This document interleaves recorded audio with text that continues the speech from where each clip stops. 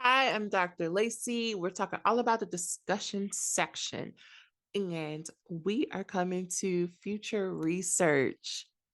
Listen, I want to make a note because you're probably losing steam here, and it's a good time to take a break. If you've been writing this chapter and you're like, "Ooh, it's a lot, I'm running out of words," it's okay to take breaks. I know you're looking at the timeline. I know you're looking like, I'm so close to the defense. If I could just push through, but I want you to try to enjoy this moment and take a break if you need to, because these are the key sections that your committee they're going to ask you about. And I want you to make sure that you can do your due diligence. So for future research, based on your findings and the boundaries and limitations of your research, what are 3 to 5 ideas that people could pursue for future research? Here are 4 areas to look at. Number one, methodological or methods considerations. Are there other or additional methods that could contribute to a deeper or more nuanced understanding of the findings? Right? Maybe you only did interviews, but if someone did and you did interviews over a week span, but maybe if someone did a more longitudinal study over years, maybe they would find different information. Maybe you only did interviews and this could benefit from focus groups or for journal entries.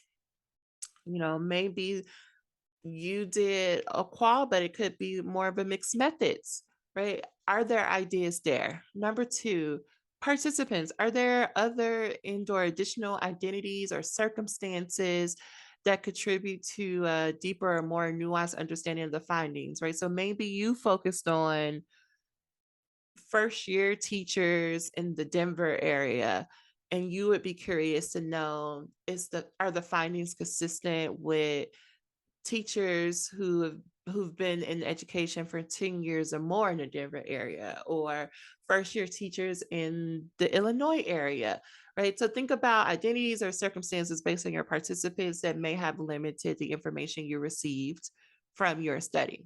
Number three, world events. Are there deeper and more nuanced understandings that could be revealed outside of world events, outside of the pandemic, outside of you losing contact with your participation site, right? Are there things that someone down the line in a future past this world event could study and see what the similarities are?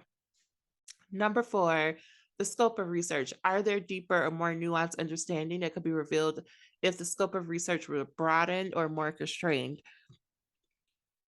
For example, you might be looking at all first year teachers, but it might be helpful to look at first year teacher in a particular city in a particular state, or it might be helpful to look at first year teachers across the world, right? When I say constrained or broadened, that's what I'm saying.